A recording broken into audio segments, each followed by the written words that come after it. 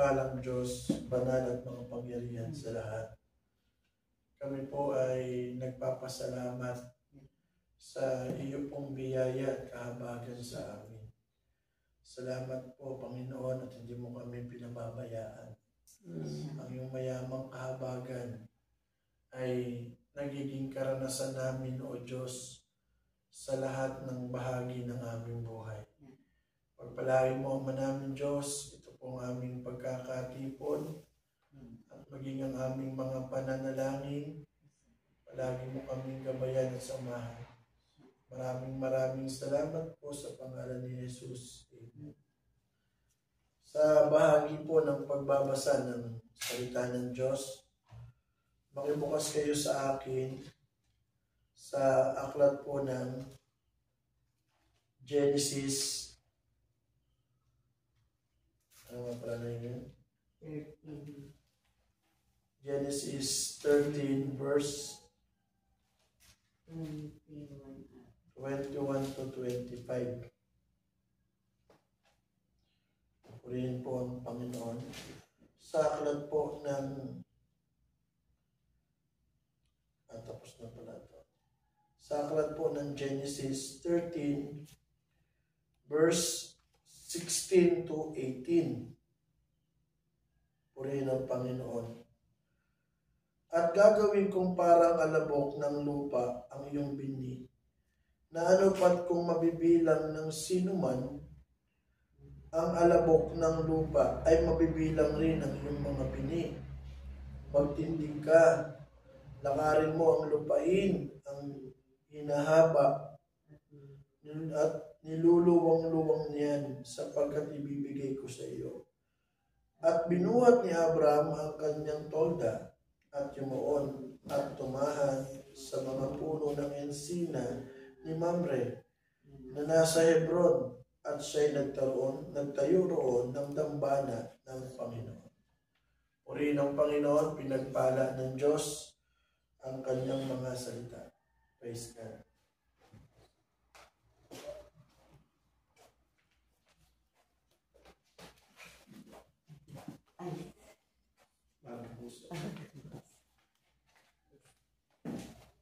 Lord, tugian ng Panginoon, po sa salita ng Diyos, tayo po muna umawit. Awitin natin o pamit. Ay, bago po sa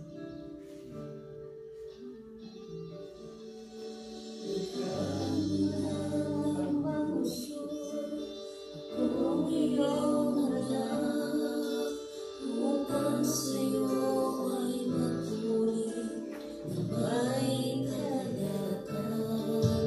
Likhaan mo lang ang puso,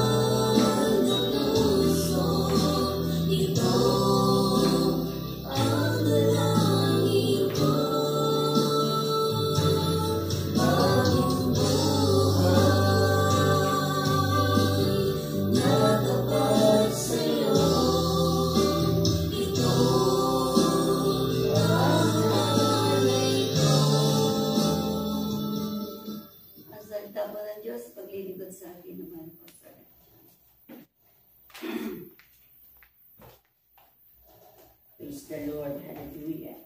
Ama naming Diyos, salamat po sa umagang ito. Salamat sa buhay at kalakasan na aming taglay. Sapagkat ito, Panginoon, ay katunayan ng iyong biyaya sa amin. Sa lahat ang kami may kalayaang makalapit sa iyo. Ikaw po ang magpala maging sa aming pagbubulay ng iyong mga salita. Samahan mo kami ng iyong banal na Espiritu. Salamat po, Ama, sa pangalan ng aming Panginoon Jesus. Amen. Praise God. Purihin ang Panginoon. Ang sabi po dito sa Isaiah, sa 40 verse 31. Glory to God. But they that wait upon the Lord shall renew their strength. They shall mount up with wings as eagles. They shall run and not be weary, and they shall walk and not faint. Purihin ang ating Panginoon. Atin pong pagbubulayan ang paghihintay sa Panginoon. Waiting upon the Lord. Ang paghihintay po sa muling pagparito ng Panginoon ay, ang sabi, magkaroon tayo ng pusong may pagkasabik pananabik. Yung tinatawag natin excitement. Meron tayong pananabik sa muling pagparito ng Panginoon habang tayo naghihintay. And this shall serve as our inspiration to continue in faith. Kaya bilang mga anak ng Panginoon, bilang naglilingkod sa Panginoon, ito po yung ating inspirasyon. Kaya tayo nagpapakatatag sa ating paglilingkod at pananampalataya dahil hinihintay natin ang muling pagparito ng Panginoon. Purihin ang ating Panginoon kasi kung wala tayong hinihintay, wala tayong paghahandaan. Di ba po, kagaya ng tao, pag alam mong may hinihintay kang bisita na parating, maghahanda ka. Lahat ng uri ng paghahanda ay gagawin mo. Paglilinis, paghahanda ng pagkain, lalo na pag special guest. Masasarap na pagkain ang ihahanda mo. Bakit gusto mo na yung hinihintay mo pagdating matutuwa sa iyo? Mga minamahal, lalo't higit sa ating paghihintay sa Panginoon. Dahil tayo ay mga anak ng Panginoon na naghihintay sa pagparito ng ating Ama. Ang sabi, meron tayong pananabik. We have create in us the thrill and excitement. Excited tayo sa pagdating ng ating Panginoon. Purihin ang ating Panginoon. At ano po ang isang paraan para tayo sa ating pananabik sa muling pagparito ng ating Panginoon?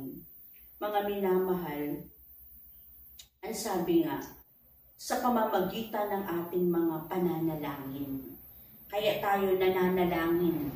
Ang pananalangin, ang sabi, mayroong dalawang uri ng paglapit sa Panginoon. Ang sabi, the whom we call upon and the one who calls upon God. Yung taong tumatawag at yung tinatawagan. Ayan. Yun po ang prayer, di ba? May sa pananalangin, tayo yung tinutukoy na we belong to those who calls upon God. Yung tumatawag sa Panginoon, ito yung mga taong ipinapakita ang pananampalataya. Ipinapahayag natin yung ating kumpiyansa sa Panginoon. Yung ating pagtitiwala sa Panginoon. Yung ating reliance. Kaya tayo nananalangin sa Panginoon. Purihin ang ating Panginoon. Glory to God. Kaya mga minamahal, tayo bilang mga lumalapit sa ating Panginoon, ini-express natin yung ating lubos na pagtitiwala sa ating Panginoon. Kaya nga sa banal na kasulatan, in the totality of the 66 books of the Bible, ini-emphasize doon, mga minamahal, yung kahalagahan ng pananalangin. Kaya halos lahat ng verse, iba sa Bible, palaging nababanggit ang pananalangin. Kaya biyaya ng Panginoon, ang reason bakit itinuro sa atin ng good man of the house, ini-implement sa atin yung palaging mananalangin. Kaya na-implement itong devotion, itong morning devotion. Purihin ang ating Panginoon. na isagawa ang morning devotion. Bakit? Ipinapakita sa morning devotion yung ating pagtitiwala sa Panginoon. Yung ating paglapit sa ating Panginoon. Ang sabi nga sa Psalms 27 verse 14, "Be strong, take heart, and wait for the Lord." Maging matatag daw tayo, maging matatag ang ating mga puso, at maghintay sa pagparito ng ating Panginoon. Amen. And to pray and wait for the Lord is a command. Utos ng Panginoon ang manalangin at maghintay sa Panginoon. Kaya pag utos, ginagawa. Pag hindi nagagawa ang utos, ay sabi nga, pag hindi ginawa ang utos sa Bible, kasalanan. Ay pag hindi pala tayo nagpipray, kasalanan pala ito sa Panginoon. Kawalan ng pagtitiwala sa Panginoon. Ay biyaya ng Diyos, tayo naturuang mabuhay sa panalangin. Purihin ang ating Panginoon. And prayer is expressed in many versions. Maraming katawagan ang pananalangin. Una dito po yung calling upon Him. Ang pananalangin ay ang pagtawag sa Panginoon. Jeremiah 33 verse 3, "Call to me and I will answer you." Diba? Tumawag ka sa akin at ako'y sasagot. At ako'y magpapakita ng mga dakilang bagay at mahihirap na bagay na hindi mo nalalaman. Mga expected things, unexpected things ang ipapakita ng Panginoon. Kaya ang panalangin ay pagtawag sa Diyos. Purihin ang Panginoon. Ano pa? Ang pananalangin ay drawing near to God, paglapit sa Panginoon. Habang tayo nananalangin, lumalapit tayo sa Panginoon. Hebreo 10 verse 22, "Let us draw near to God with a sincere heart." Ayan. At sa ating mga paglapit sa Panginoon, lumalapit tayo na mayroong kasinseruhan sa ating mga puso. Amen. Diba? Lumalapit tayo ng may malinis na puso. Kaya sa ating inawit kanina, likhaan mo. Likhaan tayo ng Diyos ng malinis na puso.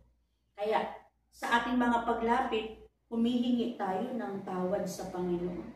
Sa ating mga kasalanan, sa ating mga pagkukulang, bakit? Ibig ng Diyos sa ating mga paglapit, lumapit tayo ng may malinis na puso. With a sincere heart, purihin ang Panginoon. Ano pa? Ang pananalangin, mga minamahal, ay asking God, paghingi sa Panginoon. Kaya ang isa pa sa katawagan ng panalangin, ito po ay ang paghingi sa Diyos. Kaya tayo nananalangin dahil may hinihingi tayo sa Panginoon. Diba? Ang paghingi natin sa Diyos sa pamamagitan ng panalangin. Matthew 7 verse 7, "Ask and it will be given to you." At pangako ng Diyos sa ating paghingi, ibibigay sa atin ng Panginoon. Diba? Merong verse sa Bible, "Kaya hindi kayo tumatanggap sapagkat hindi kayo nagsisihingi." Mga minamahal, ang paghingi sa Diyos, paano tayo makakahingi sa Panginoon? Through prayer. Purihin ang Panginoon. At ang panghuling katawagan ng panalangin, waiting upon the Lord. Sabi sa Isaiah 40 verse 31, "But they that wait upon the Lord shall renew their strength." Ayan.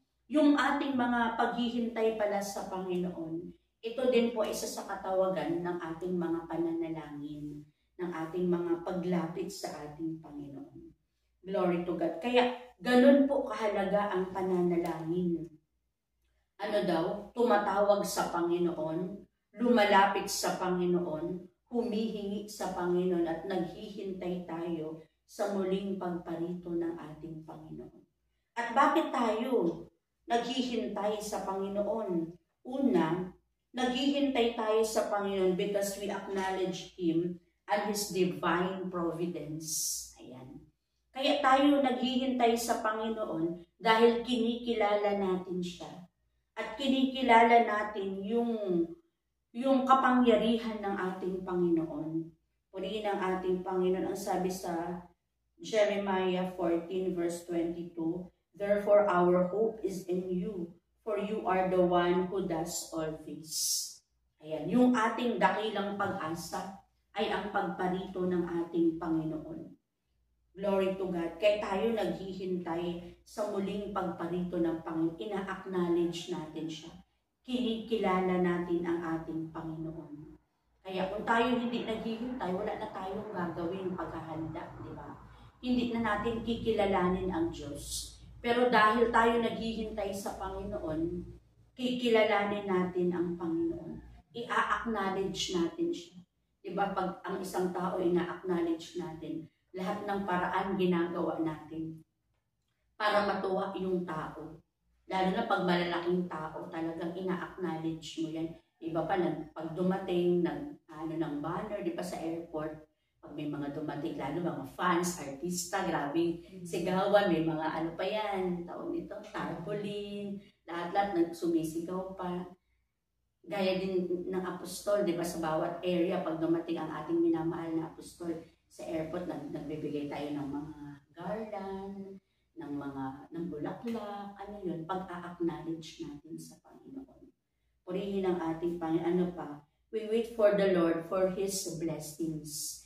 Naghihintay tayo sa biyaya ng Panginoon. Ang sabi, Psalms 145, verse 15 to 16. The eyes of all look to you, and you give them their food at the proper time. You open your hand and satisfies the desires of every living thing.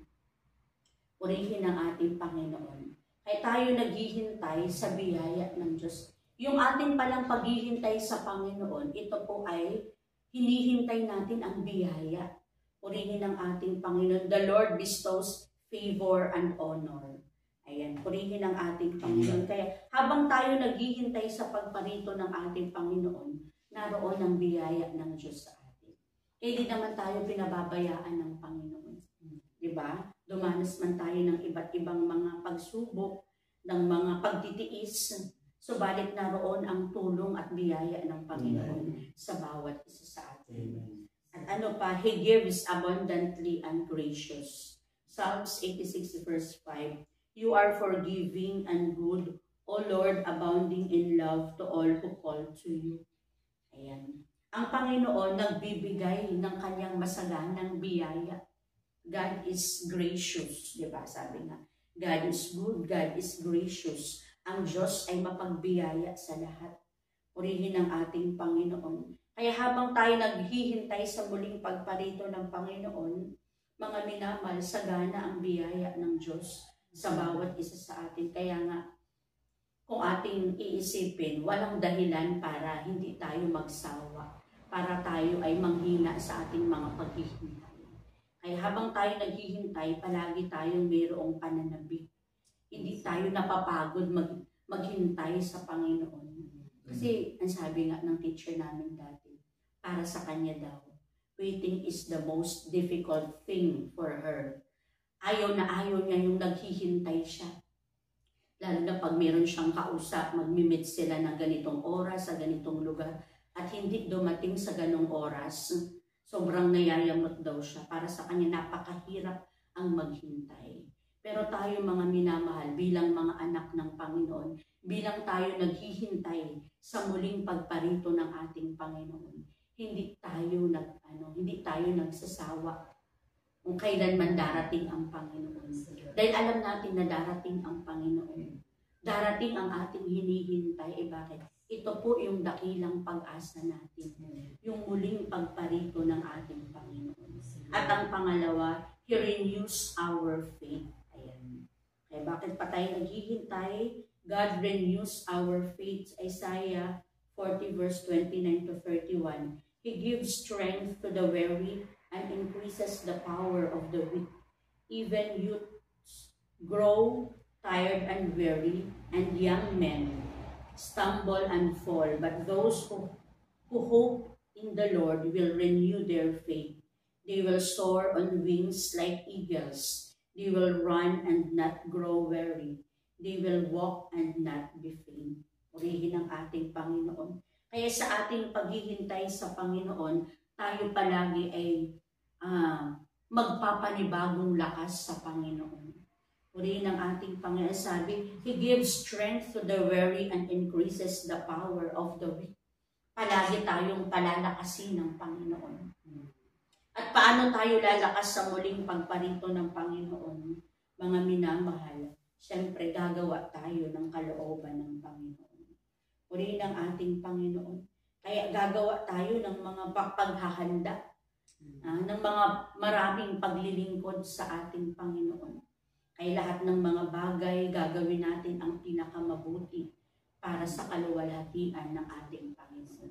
Diba? Kaya nga tayo nandito dahil naunawaan natin ang buong kalooban ng Diyos. Kaya natin na italaga ang ating buhay sa Panginoon. Dahil alam natin yung dahilan, alam natin yung purpose natin. Bakit tayo naghihintay? At hindi lang tayo basta naghihintay. Dahil tayo mga minamahal, mga lingkod ng Panginoon, tayo yung inaasahan ng Panginoon. Na habang tayo naghihintay, gagawa tayo ng mga dakilang gawa para sa ating Panginoon. Purihin ang ating Panginoon. Glory to God. At ano pa mga minamahal, ang sabi, ang pangatlo, ang paghihintay sa pagparito ng ating Panginoon, ang sabi, referring to the second coming of Christ. Ang sabi, if you belong to the church that is waiting, you will be filled with hope and expectancy.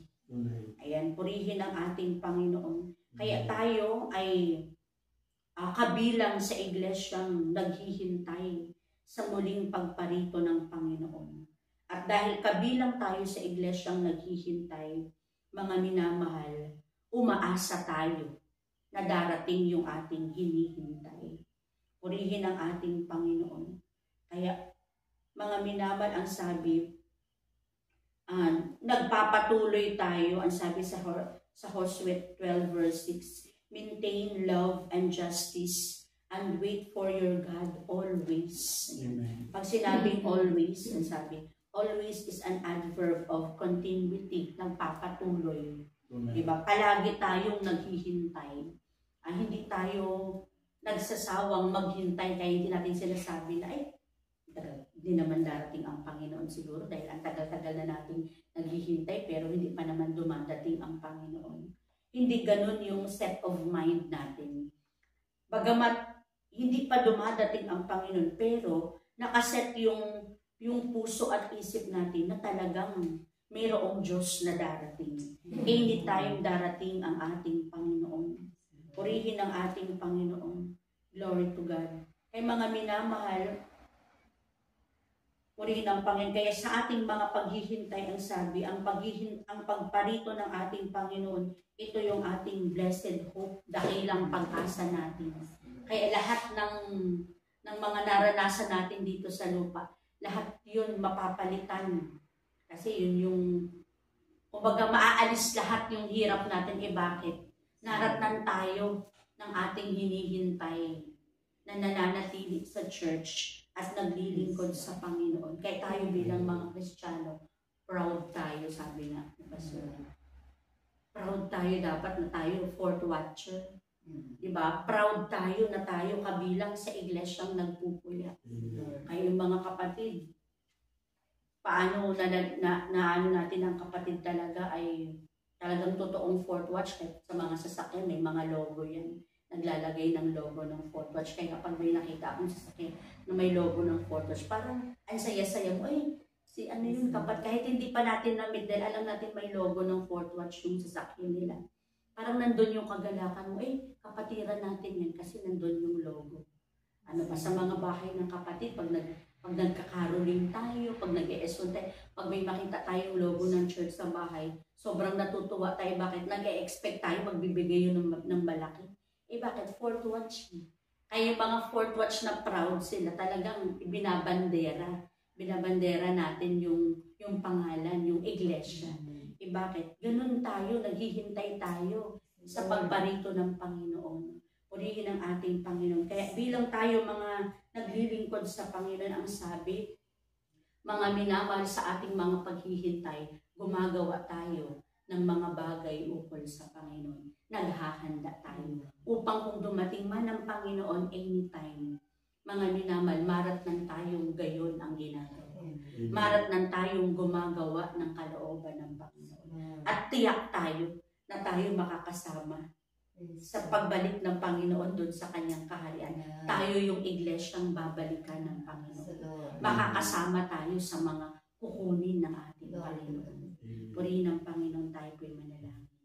Praise the Lord. Hallelujah. Ama naming Diyos, marami pong salamat sapagkat kami inilagay mo sa iglesia na mayroong katiyakan na kami, Panginoon, ang iglesyang iyong babalikan.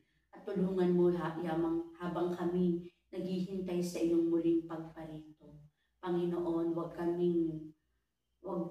kaming magsawang maghintay, kundi palagi naming pananabikan ang iyong muling pagparito. Palagi kaming maging handa sa iyong muling pagparito upang kami makasama, Panginoon.